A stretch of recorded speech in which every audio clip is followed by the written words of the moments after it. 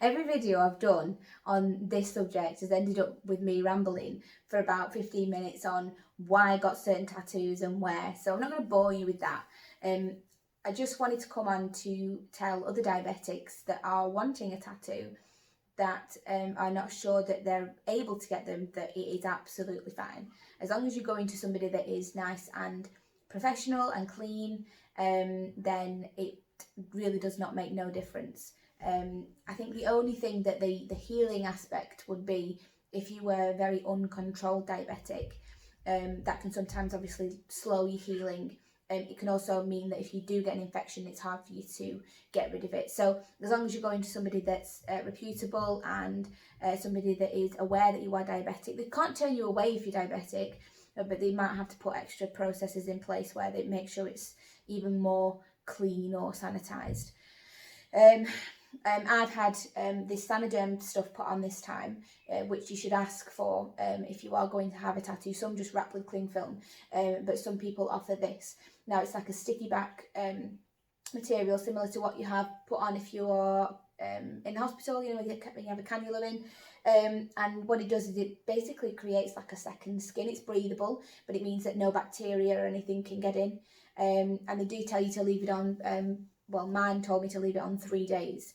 I'm probably going to leave it on a little bit longer than that, as long as it doesn't look like it's infected or anything, because I want to give my body the best chance it can of healing. And also I'm told that it means that the tattoo actually can stay crisper because it's had chance to heal properly, sort of from inside out, rather than scabbing straight away.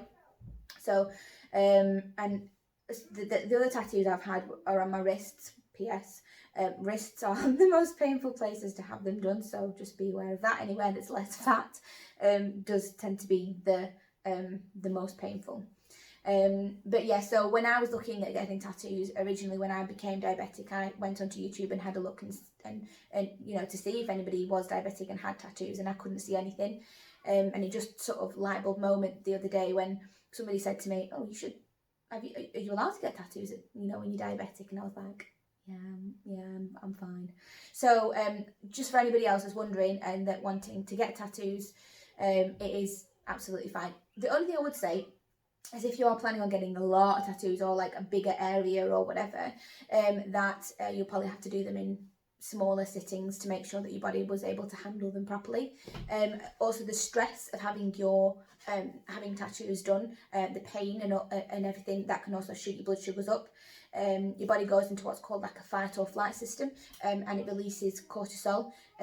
So your it's like the stress hormone, and that we all know what steroids can do to our blood sugar. It just sends it straight up. So that's also something to be aware of. I didn't have to worry about that because I've got my loop, which is obviously my other videos. But yeah, all in all, everything was fine with me. And if you wanted to get a tattoo, then do it. I have put a video, hopefully, I'm not very good at YouTube, on the end of this to show you me taking off the Saniderm on this tattoo, which was, it's only a small one, but that stuff stuck.